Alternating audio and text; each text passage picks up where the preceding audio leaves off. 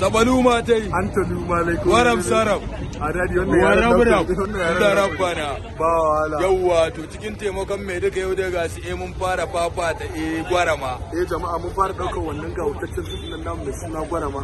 Kamfanin da ba ku bane a wajen ku da shadda Global Resources masu kallo sun san irin biranen da muka saba kawo. Da yau ma dai ga ma tsakiyar rana nan ni kai na ya fara. Mana. Tare da dan Hassana dan bakin ciki a cikin fim. A cikin fim ne nake dan Hassana. Yawwa ga shiga ta gaba dai up and down na kan rambul. Na gani na kan rambul.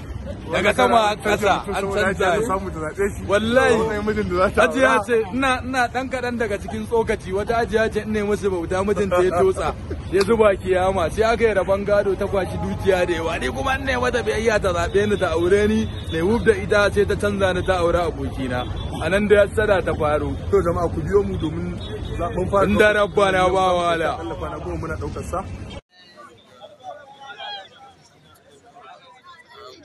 Gwarama Day 1 kenan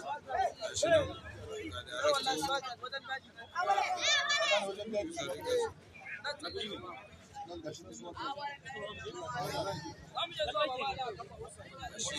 Gwarama Day 1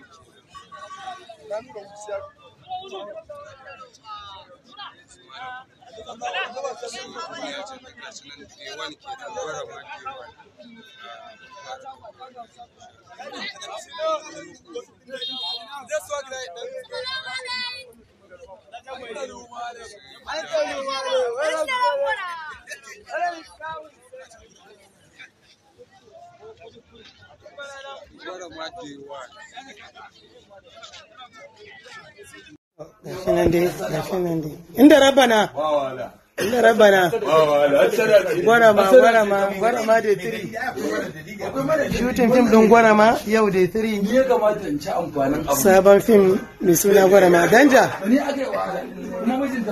gwarama Adamu Zango gwarama da 3 ni bebin hajiya da sani a gwarama a film din gwarama ga hajiya ni ya kamata a zaba ba a zabe ni ba ni ya kamata ta zaba ba ta zabe ni ba sai haka sai ta zaba bari to ai abin rabo ne inda rabana yawa to shine ai ki badash inda rabana dan taba ne bana haka afin ba Allah sarki shi sa ba afin ba da tiri muna location yanzu kaga ai kaga abana comment na ga jama'a nan